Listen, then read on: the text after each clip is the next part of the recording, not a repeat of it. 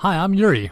This is a nasty clump of hair, and in a few minutes, this clump of hair will show you the secret to having more energy. So watch this presentation until the end, and you will also discover a shocking age-old way of losing weight that actually improves your health, and without becoming a fanatical health nut, using addictive stimulants or expensive foods, or spending hours in the kitchen.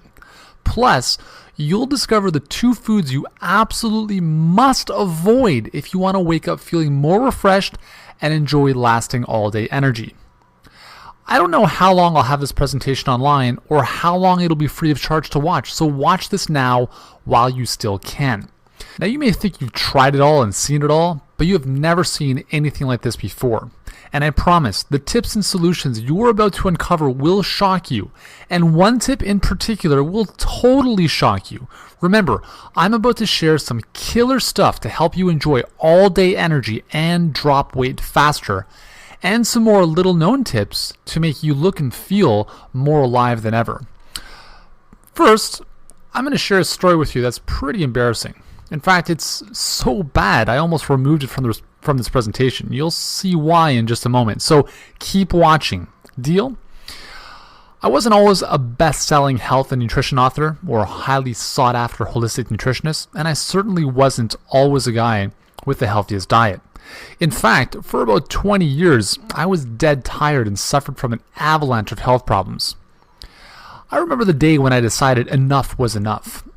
I'm going to share that story with you now, even though it's really embarrassing and will likely bring up some buried emotions from that time. And I think you need to know how deep down the rabbit hole I went before I made the amazing discoveries I'm going to share with you today that now allow me to live this amazing life. I remember it was late on a Wednesday night in the middle of March, just a few days before my 17th birthday, and I had just returned home from soccer practice. And the reason I remember this is going to be really clear in just a moment. It was unusually warm for that time of year, and I remember feeling all sticky as I peeled off my sweaty training attire. You see, I was a goalie, so my padded shorts and knee-high socks were covered in dirt, and I noticed that I even picked up a few skid marks on my left thigh from all that diving around. Quite frankly, I was a mess. So I marched up our never-ending staircase, as if I wasn't tired enough already, and made my way into the bathroom to get cleaned up. I was tired, my breathing labored, and my hands were throbbing with irritation, compelling me to itch like crazy. You see, having to wear sweaty goalie gloves several times per week flared up my lifelong eczema like molten lava oozing out of a volcano. It was really disgusting. It was so bad that even in the midst of the warmest spring days, I would wear winter gloves while taking the bus to school in order to hide my bare, reptilian-like hands from others to see.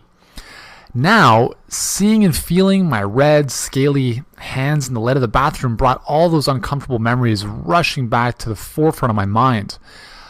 Now, I was just about to hop in the shower to wash away all that sweat that was driving my hands crazy when I felt it a good idea to first take my steroid puffer to settle my asthma, which was also acting up, as it always did during spring training. I had suffered with terrible breathing problems since I was a child. So much so that when I was really young, I required one of those vaporizer masks injected with steroids just to keep my airways open. So playing sports with my friends in those days was close to impossible. And that night, I couldn't help wonder if my chances of playing the sport I loved, soccer, would be cut short because of my incessant breathing problems. I so desperately wanted to last an entire training session or 90-minute game without having the safety net of knowing my puffer was right beside the goalpost, just in case.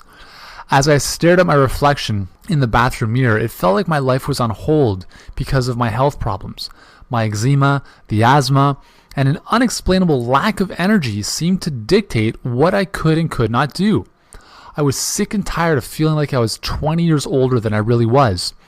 I was fed up feeling tired all day long in spite of sleeping 10 to 12 hours a night. I was 17, damn it. I should have been full of energy and feeling great. Yet I wasn't, not by a long shot. Instead, each morning I had to peel myself out of bed feeling as though I had just been through an entire bottle of tequila the night before. Plus, I didn't drink coffee, so even that couldn't give me a quick, albeit short-term, jolt of energy. At this point in my life, I thought that things couldn't get worse, although they were about to, and I'll share that with you in a moment. And perhaps you can relate to that feeling of knowing you need to change too. With all my health issues, I knew I was in a position where I needed to change, but one more thing had to happen before I really got it. So back to the shower on that warm, sticky night.